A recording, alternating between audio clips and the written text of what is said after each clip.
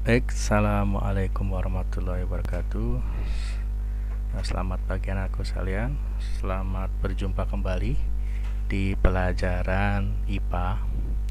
Hari ini kita akan belajar tentang usaha dan daya yang merupakan bab selanjutnya dari bab pertama. Biar tidak berpanjang kata, sebelumnya saya Bapak ucapkan ke kelas 8A, selamat datang di kelas IPA Pak Sugeng yang suka kopi. Baik anakku sekalian, biar tidak berpanjang kata, kita langsung ke materi usaha dan daya. Apa itu usaha? Nah, kita lihat pengertian usaha. Usaha dalam fisika adalah didefinisikan sebagai hasil kali antara gaya F dengan jarak yang searah gayanya, yaitu S. Jadi kalau ada benda didorong oleh gaya atau ditarik oleh gaya lalu berpindah sejauh S jarak, maka besar usahanya adalah W sama dengan F kali S. F dikali S, ya, seperti itu. Nah, ternyata di bidang fisika juga ternyata usaha itu ada 3 jenis usaha. Yang pertama adalah usaha bernilai positif. Apa itu usaha bernilai positif? Yaitu merupakan usaha yang dilakukan oleh benda yang bermassa M yang dengan arah komponen F-nya sama searah. Jadi arah gerak usahanya sama dengan arah gerak gaya, maka disebut usahanya positif. Ya, nah, gitu. Jadi arah gerak gaya dengan arah usahanya searah, maka disebut usaha positif. Yang kedua adalah usaha negatif. Apa itu usaha negatif? Adalah usaha dilakukan oleh benda dengan arah komponen gaya berlawanan dengan arah komponen bendanya. Berarti usahanya itu berlawanan dengan arah gayanya. Nah, seperti itu. Contohnya kalau misalnya mobil direm. Mobil kan gayanya bergerak ke arah ke depan, tapi pengereman itu memperlambat dia, sehingga usaha remnya itu adalah usaha negatif gitu. Nah, yang ketiga adalah namanya usaha yang bernilai nol atau tidak melakukan usaha sama sekali. Nah, usaha nol itu adalah anak-anak sekalian adalah usaha ketika kita mengeluarkan gaya sekuat-kuatnya, tapi benda yang kita dorong atau kita tarik itu tidak mengalami perubahan jarak.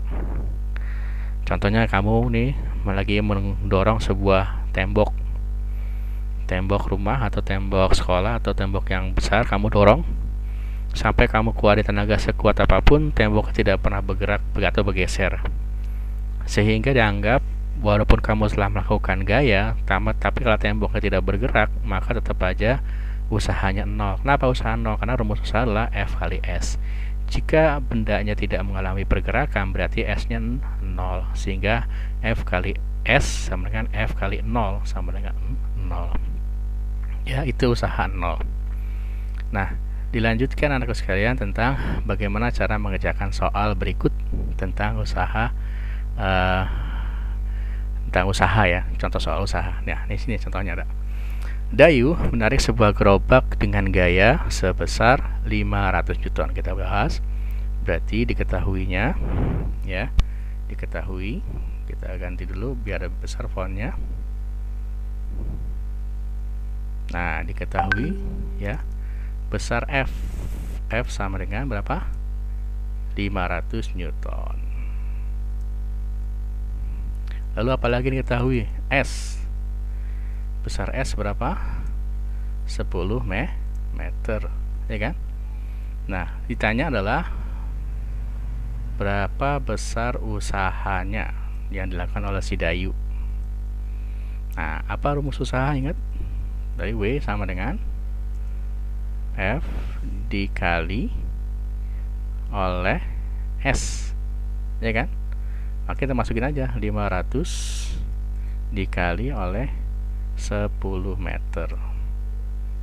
Ini saya ganti-ganti, jangan titik, jadi kali aja. 10 meter. Berapa dapatnya adalah 5.000. Jangan lupa satuan usaha adalah joule. Nah, mudah kan? Ya kan? Jadi usaha ini F dikali S. Seperti itu. Jadi ini kalau dari soalnya Dayu mendorong gerobak sebesar dengan gaya sebesar 500 Newton, berarti F 500, lalu sejauh S nya 10 meter. Maka berapa usahanya? W sama F kali S, berarti 500 kali 10, dapatnya 500 Joule. Atau kalau dalam bentuk lain juga bisa Pak, iya, dalam bentuk satuannya bukan satuan Joule tapi kilojoule. Nah, dalam kalau satuan kilojoule ini sama juga bisa diganti menjadi 5 kJ. Nah, itu 5 kilojoule. Oke. Lanjut ke soal selanjutnya tentang usaha. Nah, di sini. Nah, kamu lihat di sini tentang usaha. Nah, di sini dari soal ini kita bisa baca diketahui ada 3 buah gaya. Gaya 1, 2, dan 3. Nah, ketiga gaya ini ada 2 gaya yang searah. Nih, yang searah yaitu ini F2 ya dengan FA dengan FB, lalu FC-nya berbeda arah. Nah, jadi kalau kita tulis diketahuinya F1 lah. Misalnya F1-nya, oh ini kurang besar ya, besarin dulu. Kita besarin. Nah, diketahui misalnya F1-nya adalah 15 ya. F1-nya 15 Newton. 15 Newton. F2-nya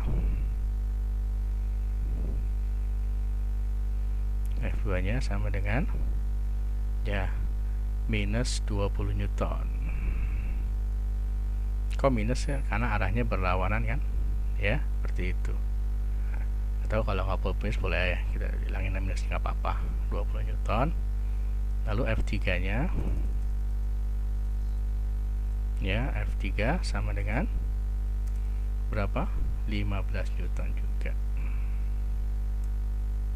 gitu, tapi arahnya berlawanan ya. Ya, ini ke kanan,